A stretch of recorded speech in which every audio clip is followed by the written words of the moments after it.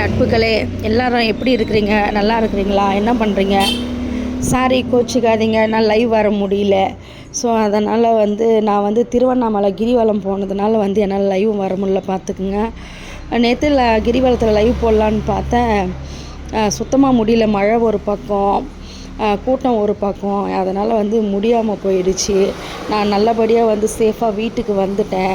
Morning நான் 11க்கெல்லாம் நான் வீட்டுக்கு வந்துட்டேன். நைட்டு ஃபுல்லாக நடந்தாச்சு. நல்லபடியாக நடைப்பயணம் வெற்றி பெற்றது. அதே மாதிரி நல்ல ஒரு பாசிட்டிவ் வைப்பு, செம்ம நல்லா இருந்துச்சு. கொஞ்சம் கால் கொஞ்சம் பெயினாக இருந்தாலும் பட் பரவாயில்ல, செம்ம என்ஜாயிங்காக இருந்துச்சு. நல்ல ஒரு கஷ்டம் தெரியாமல் நடந்து போனோம். நல்லா ஹாப்பியாக இருந்துச்சு. நான் இதுதான் ஃபஸ்ட்டு டைம் போனதா இருந்தாலும் பரவாயில்ல, நான் ரொம்ப ஹாப்பியாக தான் இருந்தேன்.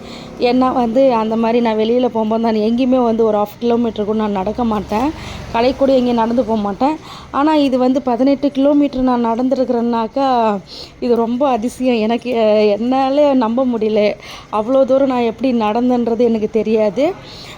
ஃபுல்லாமே நடந்துட்டேன். ஜஸ்ட் அந்த 4 கிலோமீட்டர் மட்டும் எனக்கு கொஞ்சம் கஷ்டமாக இருக்கிற மாதிரி வலி ஃபீல் ஆகிடுச்சு. பட் இருந்தாலும் அதையும் சமாளித்து ஒரு வழியாக வந்துட்டேங்க. ஒரு வழியாக வந்த உடனே நம்ம மார்னிங்கே பொழுது வெடிக்கிறதுக்குள்ளே நம்ம பஸ்ஸு ஏறுற இடத்துல ரீச் ஆகிட்டோம். எல்லா கோயிலுக்கு போனோம். ரொம்ப ஒரு ஹாப்பியாக இருந்துச்சு. என்னென்ன கோயிலுக்கு எனக்கு தெரியாது இல்லையா, இதெல்லாம் பார்த்தது இல்லையா, எல்லா இடத்துலையும் போனது. அப்புறமேல்ட்டுக்கு சாமி கும்பிட்டது. அப்புறம் அந்த வளையலெல்லாம் போட்டு விட்டாங்க. அது எல்லாமே நான் ஒரு புதுவிதமான ஒரு ஃபீலு.